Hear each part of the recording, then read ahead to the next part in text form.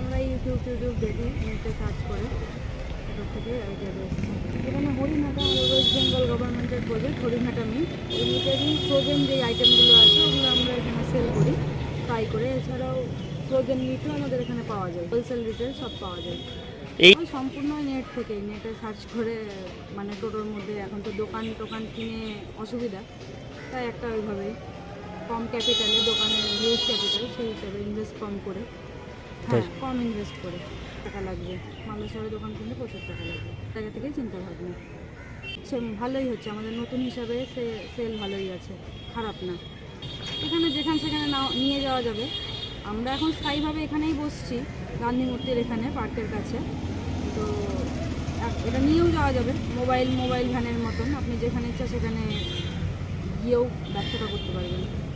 এখানে chicken cutlet আছে, popcorn আছে, ললিপপ, ড্রামস্টিক, নাগেটস, সব রকম, মোমো আছে, ভেটকি ফিশ ফ্রাই আছে, ফিঙ্গার আছে, ফাস্টফুড আইটেম, স্ন্যাক্স আইটেম সবই আছে। এছাড়াও আমাদের কাঁচা মাংস, র মিট, এটাও আছে অ্যাভেলেবেল।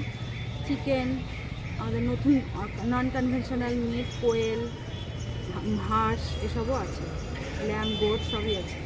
আমি কিছু করি না, এটাই এখন নতুন স্টার্ট আপ।